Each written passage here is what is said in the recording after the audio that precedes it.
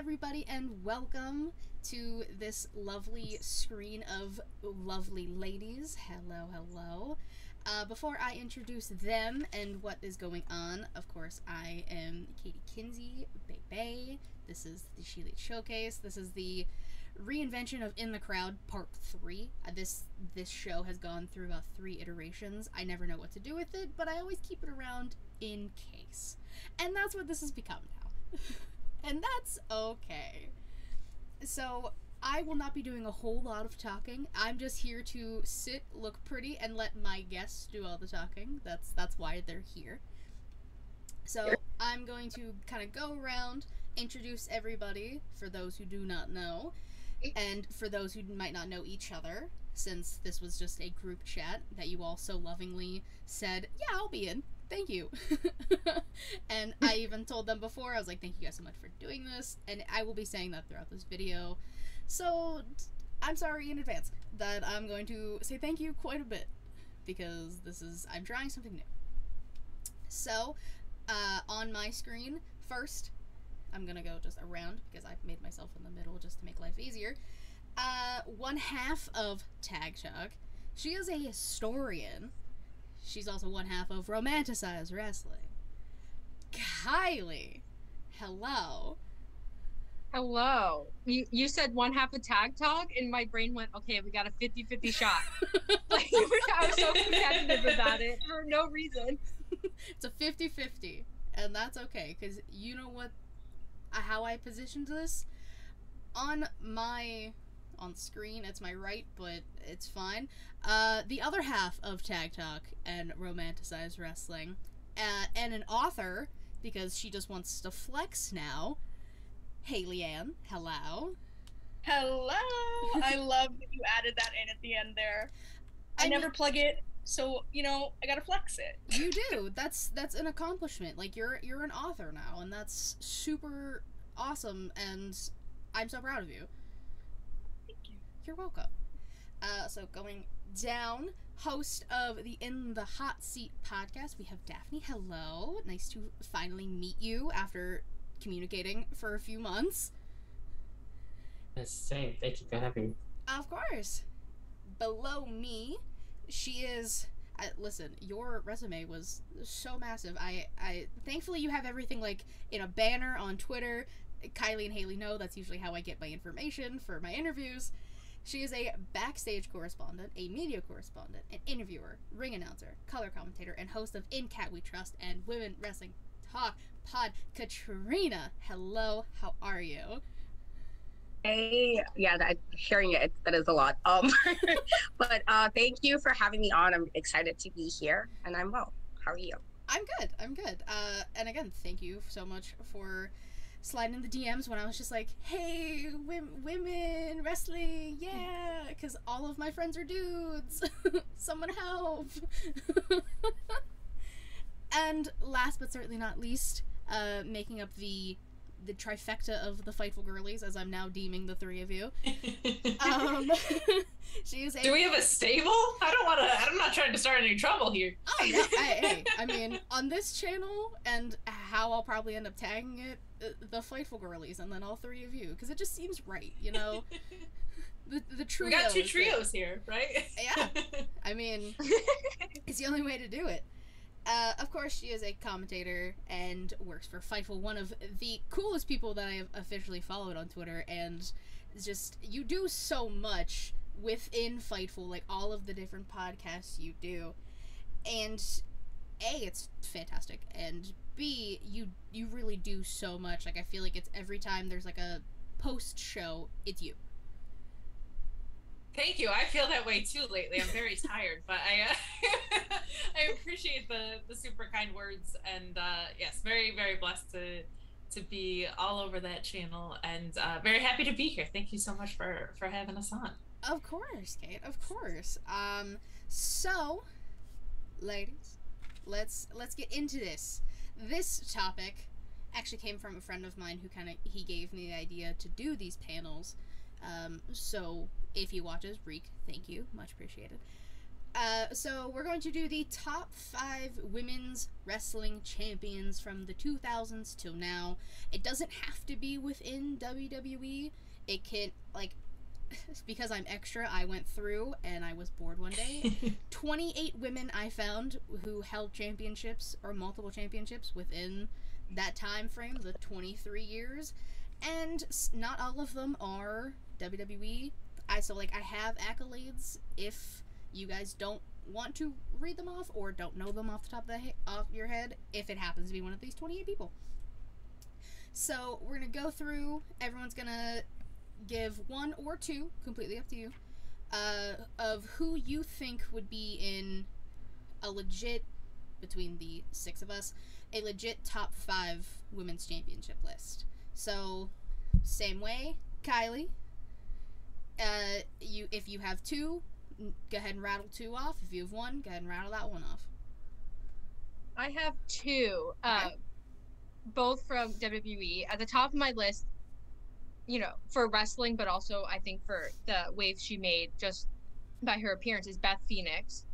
I chose Beth Phoenix because I think, her build, and I think her athleticism and the way that she was so different from the more model-esque women of her time, I think is significant and should be counted as an accolade.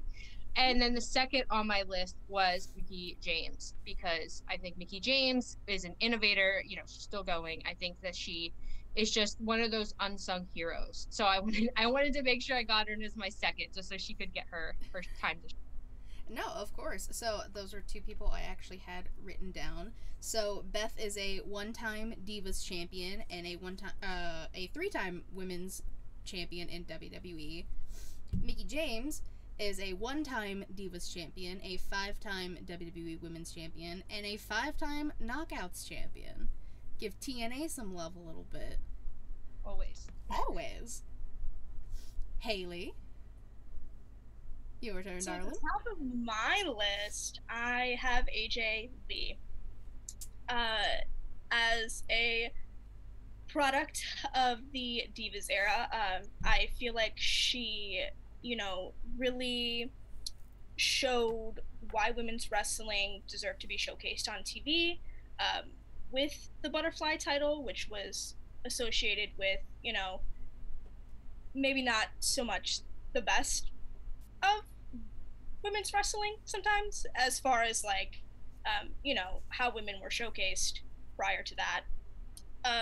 So yeah, just everything that AJ was able to do with that title, and bringing more eyes to the product, and I think she was one of the first women in a while to get a t-shirt on WWE Shop.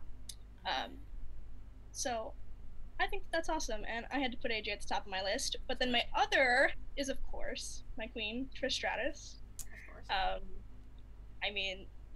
She broke down a lot of barriers for a lot of women, and I just couldn't not have her on my list. And I figured somebody was going to say her, but I wanted to put her out there. So that may also be a thing. If for Daphne, Katrina, Kate, if one of yours is taken, go ahead and just rattle another one off, and then we'll obviously, because once everyone goes through from that list you all create, then we'll create the top 5. But I did have both of them written down. AJ is a 3-time Divas champion. At one point, she was the longest reigning Divas champion, of course, before Nikki Bella took that reign off of her. And Trish is a 7-time WWE Women's Champion and a 1-time Hardcore Champion. So I do like the fact that it's not like some of the women from that time frame in WWE have not just the women's title, but also a hardcore title, or even recently the 24/7 title, even though a lot of people give the 24/7 hate, which is fine. It's a weird looking title. It's now gone forever, I guess. But so I like the fact that it's just not typical divas or women's championships. And those are 2 very solid picks as well. Daphne, your picks. Well, mine are definitely repeats. So obviously, I had to go with Trish Stratus, especially everything that she's done. And definitely Mickey James are the top two on my list, without question. Okay. Do you have any other two like in your head off the top of your head? Um, Other two, I would say probably Melina and definitely Lita. Okay. Lita, I do have. Melina, I don't. So I don't know her accolades off the top of my head. But Lita, of course, a 4-time women's champion, and most recently was one half of the women's tag team champions, which is such a cool thing to say in 2023 because Lita was like Trish and Lita were like the feud and like the girls. Obviously, more love to the rest of the women from that time period as well, but history tends to focus more on just the two of them. And Trish is in the Money in the Bank next week. Well, as we record this, I think it'll be like on Saturday when this goes up. But like yeah, it was crazy how she did all that stuff, right? Like yeah. Like people, I remember people being mad that Trish was back and like taking up a spot in the women's division, but she is like actually wrestling and actually like her being with Zoe Stark is putting Zoe Stark on a higher level, which will just help elevate Zoe later down the line. And Zoe's already fantastic, so having Trish as your mouthpiece and like your go-to, sky's the limit for Zoe Stark. So I love that. Katrina. So some of my picks are actually picked. AJ Lee was one that I always feel just she's a tinier woman, and somebody being very tiny as well, and knowing her story, knowing how she even got into WWE, because I did read her book and everything. She was always somebody I put as a top off that alone. And Lita, who's probably one of my first like tomboyish type wrestlers, where it's like I was girly, but I didn't necessarily like wearing dresses, and she was just kind of tomboyish and flipping off stuff. But so those two aside, I am going with Bianca Blair. Obviously, there's a few reasons for her for me. Her having it for the longest time, having the title as long as she did for somebody who wasn't like geared originally towards wrestling. She was, a different sports track and took to it so well. And just her strength, her being unapologetically herself. And just even, it's for me as a Black woman, it's just nice to kind of see somebody being unapologetically herself in that manner, and it's not looked as in a way as like stereotypical. And so for me, her definitely. And then I'm gonna go with Deonna Purrazzo. I feel like that whole 4 belt situation, when she was 4 belts, holding all these belts and just being absolutely fabulous. I think she's a fantastic wrestler as well. But it was also kind of cool to see that as well, just somebody dominating. You think of like all Roman Reigns with like his 2 or 3 belts, and then you had somebody who had multiple promotions, had a belt, and was fighting in multiple promotions. And so that's my next pick. And those are two very solid picks. I mean, like you said, Bianca, the longest reigning women's champion of the modern era. They also like weirdly capped that. The way they like phrased it didn't make sense because I think Trish did have like a longer reign for one of hers, but they're still not.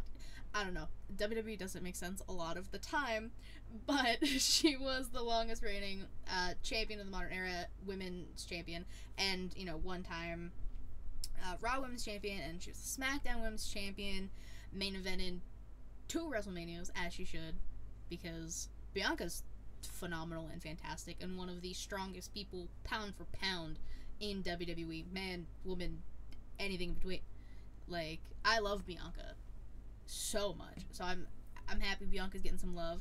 And same with Deonna Purrazzo. I mean, a one-time Ring of Honor Women's Champion before Tony Khan bought it, a one-time Reina de Reinas champion for AAA, the current and 3-time Knockouts champion, and she was also the Knockouts Tag Team champion.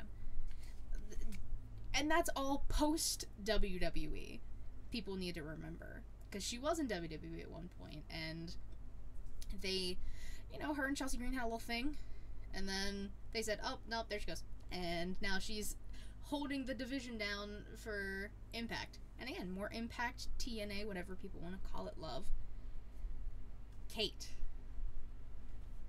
See, it's hard going last because a lot of my picks were off the board.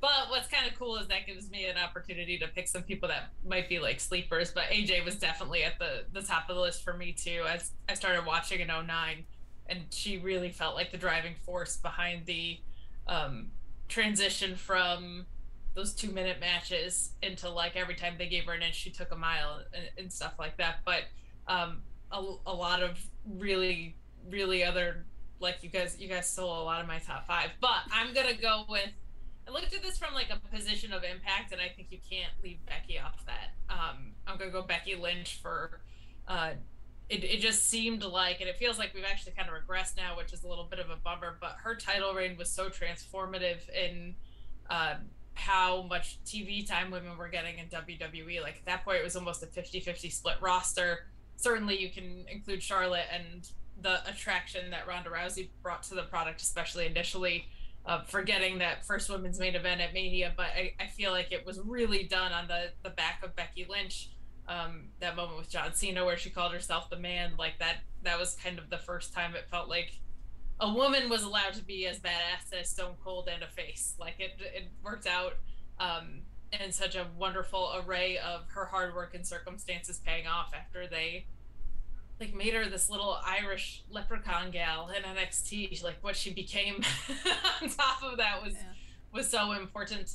I'm also I'm gonna throw China in the mix too. I feel like the way that she broke barriers is something that's so important to what Kylie said before of kind of breaking certain archetypes or whatever. She was kind of that first one, I feel like, to even with her theme, right? Like, don't call me a woman, don't call me a man. Like she was something greater than like a division in so many ways. I think the way that she broke through what that looked like was so fundamentally important in that way. So I'll go with China. I feel like a lot of the people that came after her benefited from what she was able to do first. No, I 100% agree. Like thinking about it, China was like my first like wrestler that I loved, like woman wise. Like is like China, Lita. That's the parallel. For some reason I don't have China on this, but I also was like in a rabbit hole and Wikipedias were just popping up everywhere, so I'm not even surprised that it was a long night I was going through doing these. But Becky at one point was Becky 2 belts, which went for I think like an entire year, if not close to. But she was a 2-time Raw Women's Champion, a 4-time SmackDown Women's Champion, and the first SmackDown Women's Champion. And most recently was one half of the women's tag team champions with Lita, which again, a sentence you don't expect to hear in 2023. Okay, well now that we have this list, Beth Phoenix, Mickie James, AJ Lee, Trish Stratus, Melina, Lita, Bianca Belair, Deonna Purrazzo, Becky Lynch, and Chyna, this is where the conversation between you guys is going to come in. You guys are going to take all of those names and somehow compile a top 5 list. Which I will be here to kind of just pick things here and there to help you guys. But so just like open up the conversations. Why, like, push for your favorites. Why do you think this person should be in the top 5 versus another person? So whoever wants to take it, go for it. Well, I just want to say, I think it's important to talk about, you know, their title reigns and, you know, the booking of their title reigns and things like that, the quality of their stories and everything. But when it comes to someone like Bianca or Chyna or Beth Phoenix, I think these other accolades and their achievements and their impacts can't be measured in the same kind of ways. But I still think it's important to consider those things, because I think having someone who is a champion, who represents these other causes and these other things, I think that's important. So when like someone like Deanna maybe doesn't have that same achievement, I guess, that same impact, but I also think we have to classify as champion not just on wrestling, on what they're given story wise, on everything else. Yeah, and value respective to their brand, I think. Yes. I think that's a really important piece of it. I'm gonna argue for AJ just because I feel like she was on everybody's list, so it doesn't have to be the one slot. But I feel like if somebody's and probably Trish would be in that category as well. Is there anybody that didn't have Trish? If someone was on everyone's list, I feel like they should be in. That's fair. Yeah. That is fair. Okay. Doesn't have to be those orders. I'm just saying. I'm trying to think. Can you give us the rundown of who was on there again? Oh yeah. In totality. You're good. So Beth Phoenix, Mickie James, AJ Lee, who was said a few times, Trish Stratus, who also was said a few times, Melina, Lita, who a few times, Bianca Belair, Deonna Purrazzo, Becky Lynch, and Chyna. Okay.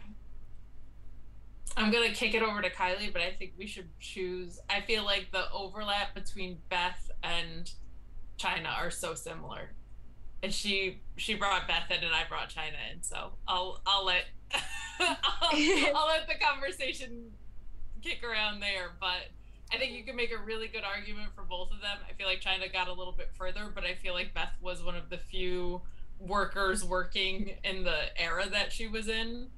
So I don't know. What do you guys think?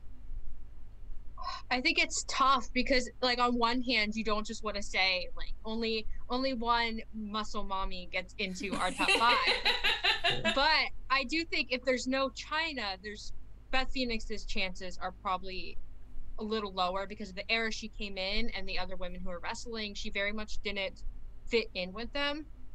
I think as a worker, she definitely surpassed a lot of people of her time. But, you know, it's WWE. We have to take into account that they had a very specific vision for women's wrestling. And I also think Chyna, I think for her time, getting mixed up with the Intercontinental title, and especially with Chris Jericho, who people consider like the greatest Intercontinental champion, I think that also has to be considered. Was it the best story and booking and everything? No, but it was like 2000, 2001. So like, we give her some leeway. And I think Chyna just, at least for North American wrestling fans, came across so different from what they were used to.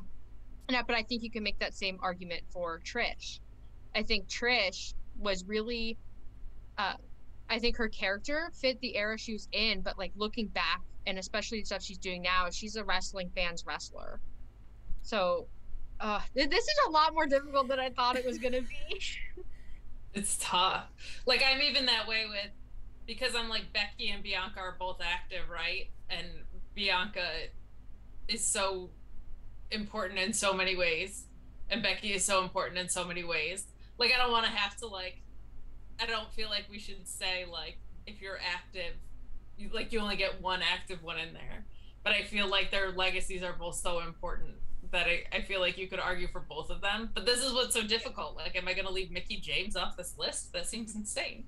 But I think out of everybody that we talked about, my top 5 might be AJ Lee, Trish, Chyna, Becky, and Bianca. But that's the top 5 I created out of the options. I'm not saying that's our top 5. That's just where I sit. So debate away. Let's. Should there only be one active one on there? Like, I feel like that's a part of this, right? People's legacies who are a little bit more complete versus people whose legacies are still in progress is an interesting one. But like, my God, Bianca Belair, first Black woman to main event WrestleMania. Like, how do you not put her on the list? That feels crazy to me. So if anybody has arguments otherwise, please bring on a rousing debate.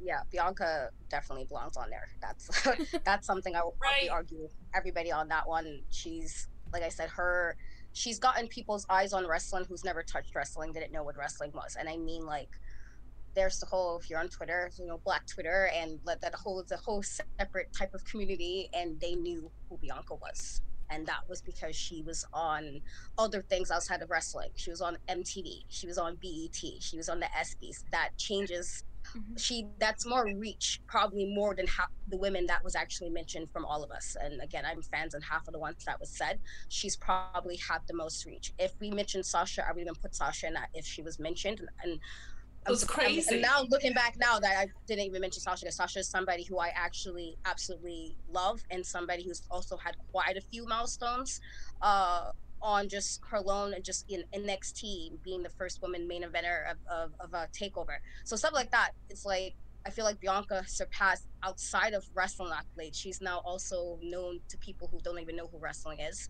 So she's definitely, for me at least, like a top 5. I would even argue top 2, honestly, off that alone. Um, as far as Beth or China, I was always more of a China fan, and this is no shade to Beth Phoenix.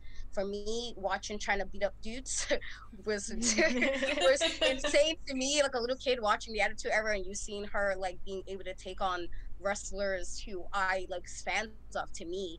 And again, why everything wasn't as smooth as it could have been because of the time period. And obviously I do think the women now are a lot more athletic, even from the Attitude Era, as far as being more skilled in that regard, because again, we knew what the Attitude Era was looking for back then. And China was kind of like, a little bit like a commodity, different than the other women that was during that time. And I will probably put her over Beth Phoenix off that alone. Just her being involved with the men matches, her kind of being like the bodyguard for a bunch of big dudes, like that wasn't really seen before. And so I would definitely put her in the top 5 off that as well. And AJ Lee, just again, she was small.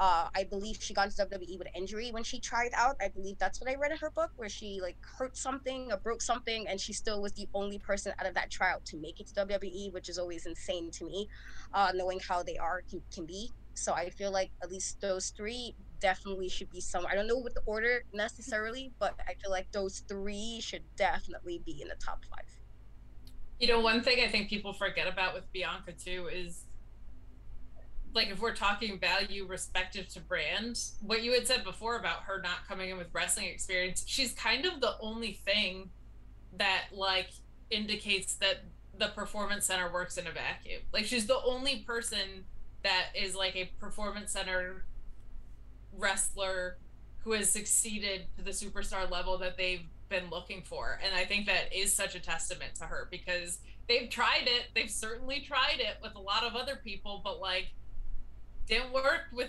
Madcap Moss, didn't work with Baron Corbin. Like, it didn't work with other people that they brought in without wrestling experience to kind of like catch on. Now I think Braun Breaker's getting there. I think all those things are possible, but Bianca's the first one to ascend to superstardom in the way that they've been looking for, that kind of came in, to your point, like how quickly she closed the gap between no wrestling experience to being a top performer in the industry is so unbelievable. So I think it's a really important point. And it is funny because we all went around with our top 2, right? You could make a case for any of the 4 horsewomen, I think. I think they all, one thing that's so cool about all 4 of them is their value is so unique to them, but kind of equal. Like, I feel like Bayley's the most selfless performer maybe I've ever seen. I feel like Charlotte might in ring be one of the best performers I've ever seen. Becky from the Impact standpoint, Mercedes from every standpoint. It's kind of silly that she's not in this conversation, especially with what she's doing with the industry now, right? But we were kind of going around with our top 2s, and this is what shook out. But I think those are all really, really fair points, Kat. Yeah, and I also think with regards to Bianca, I think she's one of the few examples on our list of someone who became champion and still got better and got more and more popular. I think WWE, when it comes to like ultra baby faces that people really, really root for, it's really hard for WWE to make them. It's just like the culture of the crowd and like the environment and the way that WWE presents baby faces. And that's like a different discussion. But Bianca like is just so universally loved. And I think as a champion, that's really what you need. You need someone who, is a good representative both for your brand, and I think in Bianca's case for the Black community, and also just someone who, you know, adults like, that kids like, that all these other people like. So Bianca, I think, is a lock-in. And if someone argues against Bianca, well, sorry, you're outvoted. Like, I think she's for sure. Yeah. Like as you guys are talking, like I have her squared off, because based off of conversations, Bianca will be in this top 5. Where to be determined, but Bianca will be in this top 5 list somewhere. But when it comes to Becky, just to go way back to Kate's point, I find it hard to think of a top 5 that includes Becky but doesn't include Charlotte, because I feel like Charlotte, for better or for worse, was so important for Becky having that big run that was compared to like Stone Cold Steve Austin and all this sort of stuff.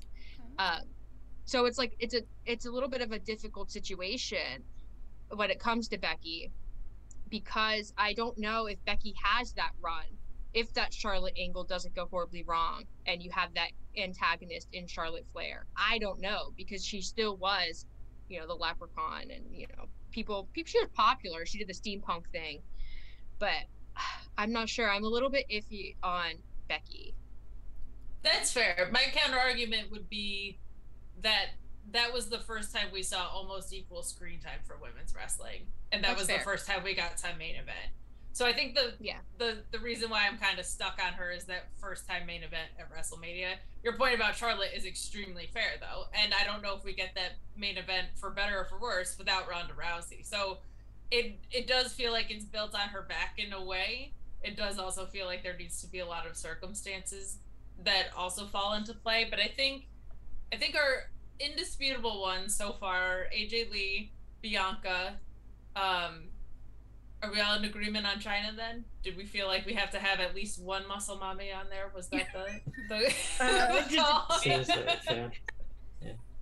I think Daphne and Haley are in agreement on the muscle mommy quota. Fair.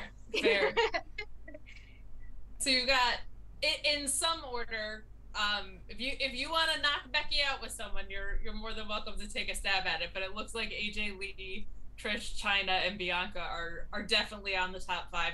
No order there assigned yet. But if somebody wants to make a case against Becky Lynch being on the chopping block, you're obviously more than welcome to. Feels very odd that we would have a top 5 that doesn't include any of the 4 horsewomen. I will say that feels odd. I know. Can you remind us who else was on our list besides those 4? It was Mickey, Melina, Lita, Deanna, and I think that those are the other names that, besides what we agreed on. Yeah, and Beth is there too, but you guys decided Chyna over Beth, one muscle mommy over the other muscle mommy. That was the conversation that was being had. Haley or Daphne, either you guys want to chime in on who you think should be in that last spot or fight on anything? I'm in agreement that it does, to Kate's point, it does feel a little wrong to have a top 5 list without at least one of the 4 horsewomen. Okay. Especially because, I mean, obviously we were put on the spot, but especially because she was the only one that any of us had mentioned. So, and I do agree with, like, the whole man thing, the man kind of gimmick, and bringing in more time and stuff for the women. So I am in agreement with Kate that Becky should definitely be on the list. Okay. Daphne? It's so hard to say that, though, because it's like, it does feel like it's hard to leave someone like that off the list, but it's also like you also are leaving off like Mickie James and Beth Phoenix. So that's why I'm like open. You know what I mean? It feels wrong to leave any of these ladies off. But yeah. I would say leave the spot open. Yeah. Okay, so from what I'm gathering here, in no particular order, because that is going to be 100% on you guys to decide the order once we pick the 5. AJ Lee, Trish Stratus, Bianca, Chyna, and Becky. Are all of you okay with that being the top 5?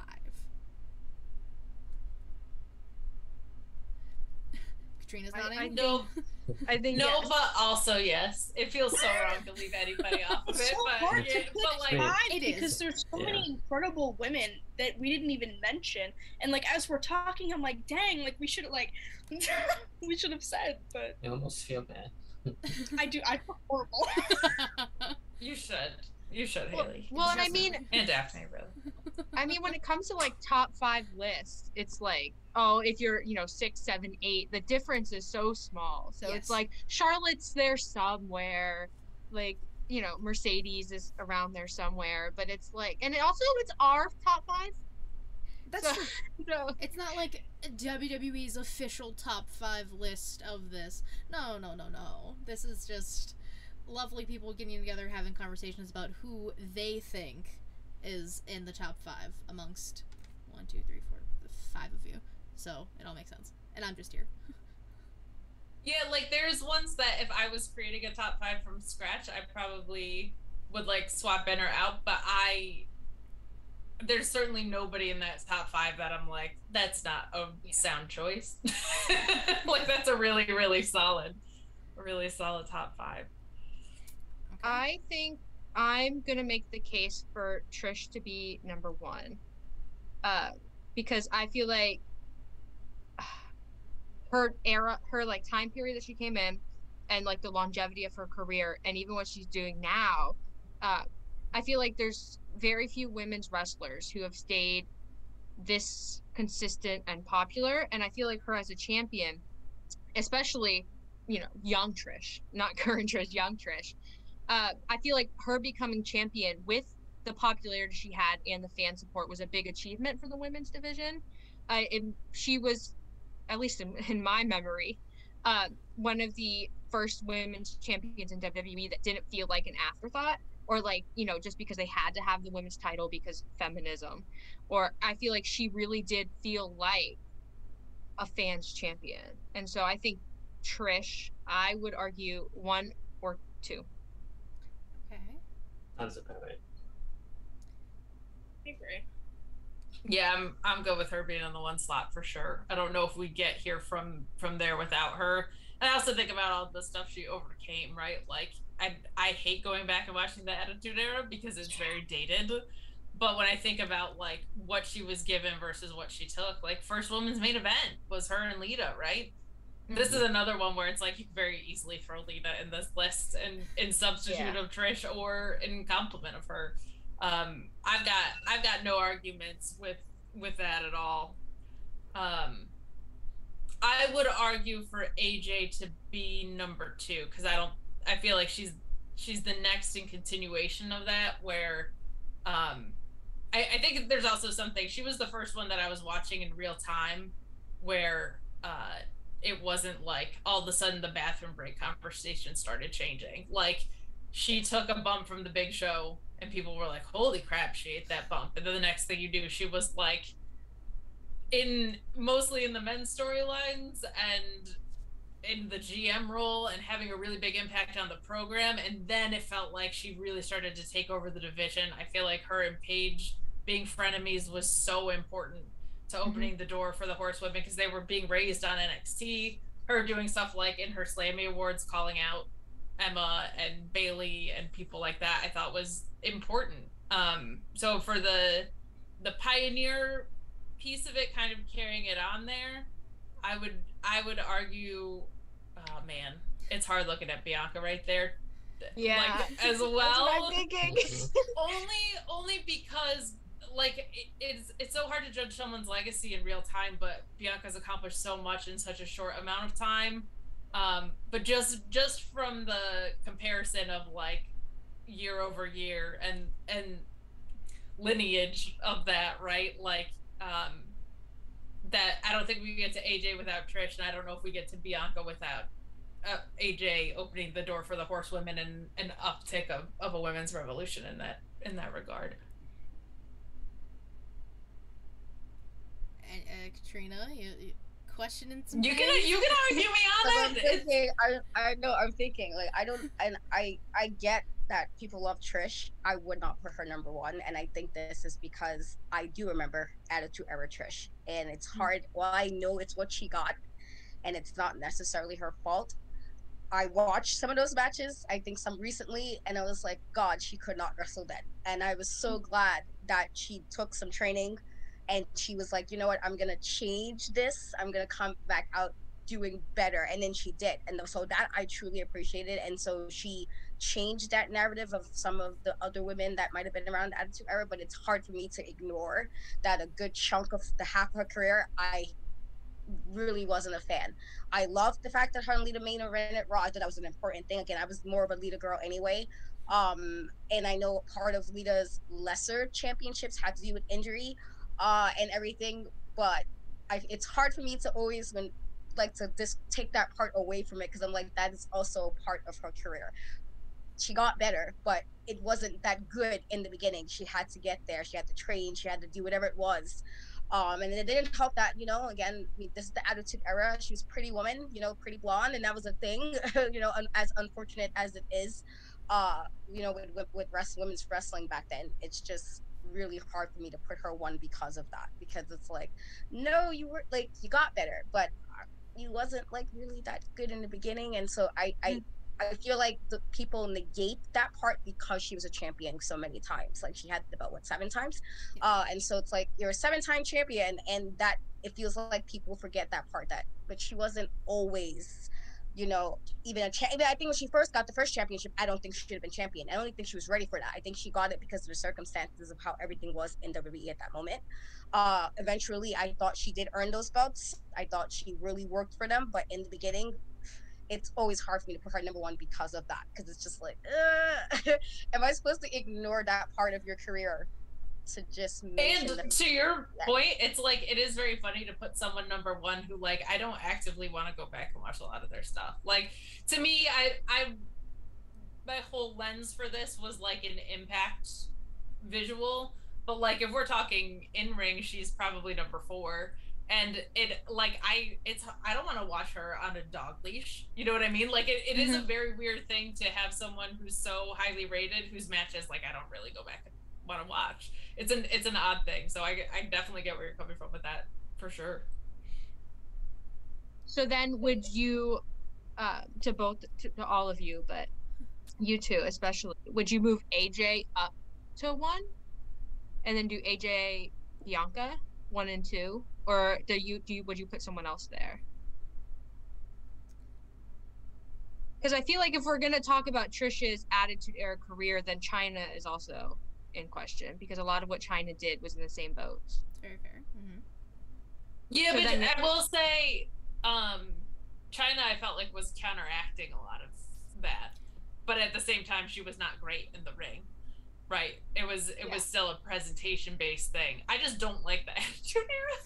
So I know it's so hard to judge, like compare like someone like Bianca to someone like China because the times are so different and the barriers just as women they face are different. And of course, I think wrestling has come a long way since then, but it's so hard to compare them from 2 significantly different time periods. I just feel like if we don't have Trish in the 1, I don't know if the rest of any of this gets there. But I am not married to it, and I understand the counter argument against it. So if I'm outvoted, I have no problem with that. Daphne, any thoughts on any Trish being 1 or AJ or Bianca being 1? I was kind of actually liking the AJ Lee one being number 1. I wouldn't be mad about that. Okay, Haley. If we're looking at it from like an all-around perspective, as far as Impact goes and in-ring ability, I would put AJ at number 1 if we're looking at an all-around, because Kat made very good points, and I do agree with a lot of what she said. It's undeniable Trish's impact on the industry and all the women that came after her. But I would put AJ at number 1, I think. Okay, so I'm just gonna go around and ask Kylie, AJ, number 1, yes or no? I'm cool with it. Okay. I feel like if there's anyone who would take the number 1 spot over Trish, of this list, it would be AJ. Okay. Haley, AJ, yes. Yes. Daphne, yes. Yes. Kat, yes. Okay. Kate. But she's out of everyone my number one on the list, so definitely. But then don't hate me, Kylie. I feel like Bianca's got to be in the 2 slot. Okay, so Yeah. it was agreed So upon. that brings our girl Trish down to 3 at least. I don't want Kylie to come in hot on me with that, you know. No, I'm totally okay with it. I think like in my head when I made the list, I had Trish, Bianca anyway. Mm-hmm. I think it's really, really difficult to move Bianca lower than 2, just because you know, her wrestling and how quick she learned it and how great she was. Learning a lot of her wrestling while she was champion is incredible. And also it's really, really hard to ignore the impact she's had, you know, for the Black community, especially main eventing WrestleManias, wrestling Mercedes, Sasha Banks. I think you just can't ignore that. I think if we look at overall impact as champions, you know, AJ is like the women's revolution, and now we're in this new period in WWE with this, you know, reports of racial issues and insensitivity and racism and things like that. I think Bianca is definitely the face of this new revolution for people of color. So I'm not going to argue against it. I think that she belongs there. Okay, so you all agreed AJ Lee, numero uno, number 1, top of the list. Bianca Belair being number 2. Is anyone opposed to Bianca being in the number 2 slot? Bianca's number 2. Okay. Period. Very good. Good. All right, 2 down, 3 to go. Oh. So you still have Trish, you have Becky, and you have Chyna. Oh, it's so difficult because my mind immediately goes, it has to be Trish. But then I forget that Becky is there. And do you put Becky above the 2 women from the Attitude Era just because she's better in the ring? Like, I think that's what it comes down to. I think Becky is a better in-ring wrestler than Trish, for the most part, and Chyna. But in terms of as champions and everything that we've all agreed like encompasses a champion, it's like it's a really difficult debate because I feel like you could put these 3 in any order and you could make an argument either way. I would agree. So I'm like, ugh, I don't know. What do you guys think? Does anyone have any direction for us? Any little hints? I feel like what's left, I would put China 5. And I say that only because now, again, Becky has also had some moments that was considered like breaking moments for women in wrestling. The whole man gimmick really went over well with both men and women. And, you know, unfortunately, the wrestling world is, you know, a lot of cis white males. And so sometimes, you know, it's really hard sometimes to see if they're going to really like something and not be offended that it's something out of their normal scope of things. And I thought that particular gimmick in general kind of really boded over well with everybody. I feel like everybody was like, okay, Becky, you're kind of like whatever, nose bleeding, and even though it wasn't intentional, it wound up working out for her in that regard. And so I feel like I said, I loved Chyna. I thought that whole just being somebody not as like petite, you know, again being like a bodyguard was super cool for the time. But if we're going off ring ability, I can't even say what we would have known we would have gotten out of Chyna, because unfortunately her WWE career didn't go as long as it could have been. And while I did watch her in New Japan, the couple of matches she had in New Japan, I will still say in that regard, Trish might have wrestled better. And so for me, I would put her 5. Okay. I agree. I think especially because a lot of Chyna's career was kind of, in my opinion, she was sort of clouded over by Degeneration X and Triple H and like all that sort of stuff. So I'm comfortable putting China 5 because I don't feel like 5 is a bad spot to be. We're talking about the, you know, our 5 top women's champions of, you know, this century. So I don't think that's a dishonorable spot at all. So I'm totally cool with that, especially because it's Becky and Trish, and it's hard to argue that China should be above either of them. Okay, so with that. excuse me. So China number 5. Are you all in agreement? Okay. Also, for people watching, Kate's Zoom crashed. Hopefully we can get her back, and we'll get her back on soon. But let me just resend her the link. So while I'm doing that, so you have Trish and Becky in the number 3 and the number 4 spot. This is difficult, and I feel like Kate is gonna come in and go hard for Becky, and we're all gonna sit here. We're gonna be like, "Oh yeah, we have this set in stone," and Kate's gonna be like, "Well, actually," it's so difficult because it's 2 women from 2 different eras, who both, you know, reached incredible popularity and did great things as champions, but it's like, the Becky thing was so revolutionary because of we're on the end of the women's revolution. She was supposed to be a heel and then couldn't, and people just refused to let her be a heel. They wanted her to be this baby face, and it was so organic and so natural. And it's hard to compare that to Trish, who had a similar like organic rise to popularity and becoming the champion, and you know, she's really carried that for the last 20 years. But it's these things that you can't quantify that it's really going to come down to. I don't think there's a significant difference, so I'm cool with whoever ends up anywhere. But if someone has strong feelings either way, please convince me. So it's actually funny that you said that she would come in and make a case for Becky, because in our little group chat she said AJ, Bianca, Trish. Yeah, I know. I just China. So I noticed the pattern how it's going. So how does everybody feel about that? Does everyone agree Trish over Becky? So Trish 3, Bex 4. How do we feel about that? I'm cool with it. I mean, I can argue it, but I'm not.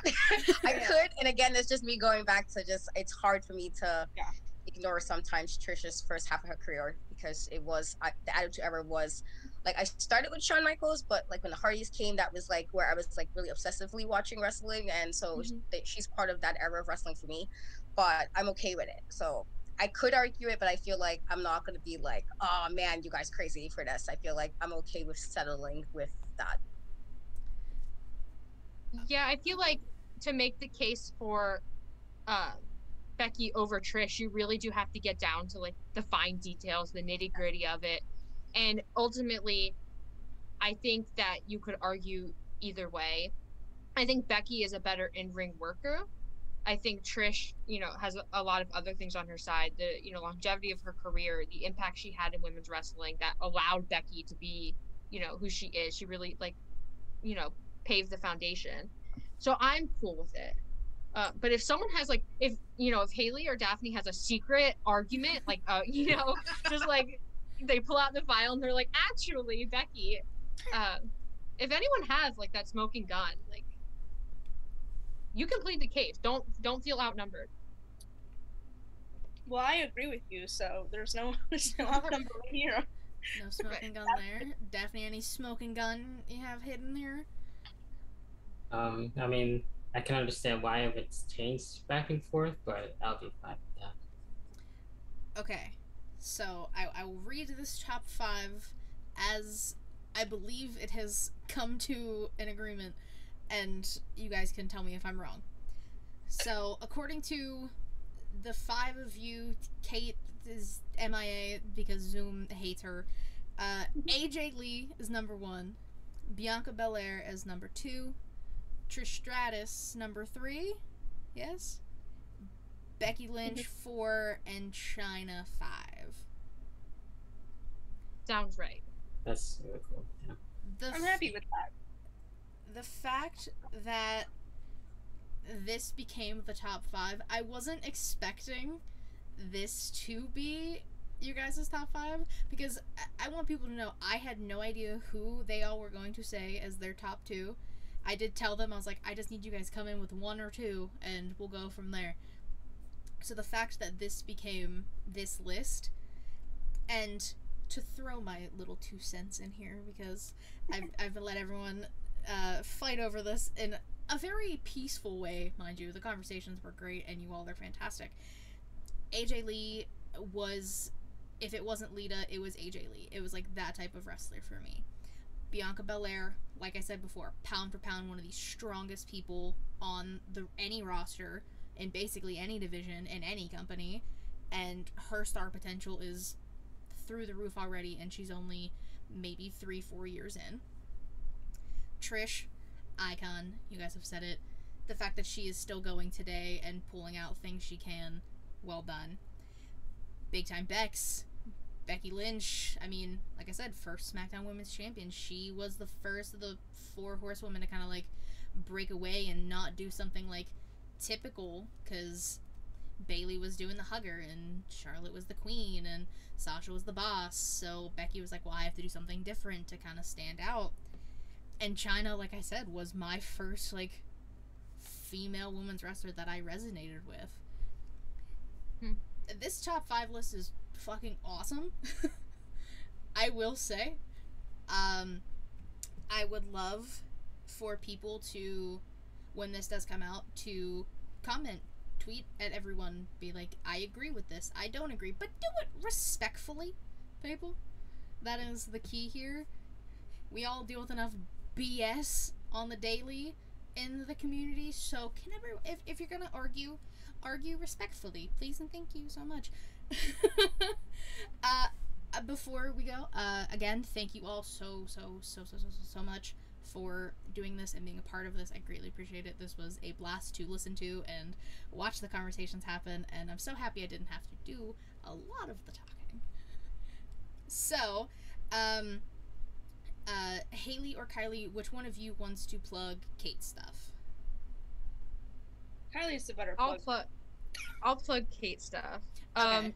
Kate does 1,000,001 things. She does podcasts for Fightful. She does the Mark Order podcast. She is doing something every day of the week, so you should check her Twitter. She always tweets a graphic with everything that she's doing. Also, give her flowers for everything she does behind the scenes at Fightful, because I feel like a lot of people don't recognize that. Mm-hmm. But Kate is like the workhorse of this entire operation. So make sure you go give her your love and super chat in her podcast and tell her you love her. That's how you do it. You give her money. That's how you do it. Give us all money in some capacity.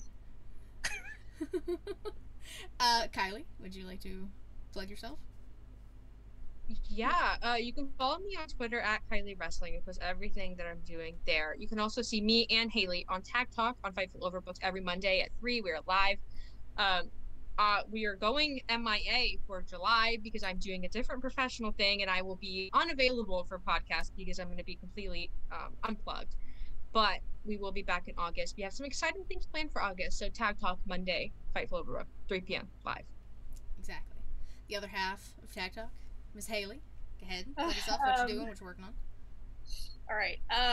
You can follow me on Twitter at HaleyAnn_, HaleyAnne_, since I have a giant problem with people spelling my name wrong lately, but it is what it is. And also I have Don't bring it up. I'm not gonna. I also have a cookbook. It might be out by the time that this goes up. I'm not sure, but it's coming out very soon. It'll be available on Amazon. It's called Eating the Indies. It's a project with a bunch of independent wrestlers that we collaborated with, and it's awesome, and I hope that you all check it out. So that is where you can find me. Perfect. Daphne, where can the people find you and what you're working on? You can find me a little bit everywhere with YouTube, with Twitch, basically all the rest of the socials on that. More upcoming stuff with like pop culture stuff. So when like The Last of Us, doing reviews on that, TV shows and reviews, and the upcoming thing right now would be the Forbidden Door review. All right. And last but certainly not least, Kat, go ahead, plug yourself, what you doing. I'm on most social media platforms at Cat We Trust, TikTok, Twitter, Instagram, the Easy 3. I am on Women's Wrestling Talk Mondays and Thursdays, talking NXT and WoW Wrestling, where AJ Lee is. DWT does commentary there, AJ Mendez. Also, my In Cat We Trust, I'm a bit of a nerd, so anime, horror movies, all that stuff is on there, and wrestling. And if you're in Florida on the 30th of June, I will be hosting my panel, Behind the Magic Woman of Color in Wrestling, just talking to women of color doing various roles in wrestling at Florida's SuperCon in Miami. There you go. And even though I did no talking, it's my show, I feel like I have to shamelessly plug myself. You can follow me on Twitter at KatieWrestling13, the link tree. I'm about to get all things ShElite Showcase that you're currently watching. Twitch.tv/ShElite Showcase, typically Thursday, 6 p.m. Eastern. My headphone keeps falling out. I gotta fix that. YouTube.com/ShElite Showcase. I always say watch the videos because they're way more entertaining. That's how you'll be watching this. This is a YouTube exclusive, so hi, hello, subscribe while you're here. Anchor, Spotify, Google Podcasts, Apple Podcasts, if you want to listen. All and everything ShElite is on the channel. Interviews I have done with both Kylie and Haley. I do need to get the rest of the panel, even though one person is missing. I do need to get them on the interview series eventually. But again, thank you guys so much for doing this. I greatly appreciate you all. I enjoy this top 5. Everyone else will enjoy this top 5 because we said so. And thank you all so much for watching. We appreciate it. Till next time. Bye.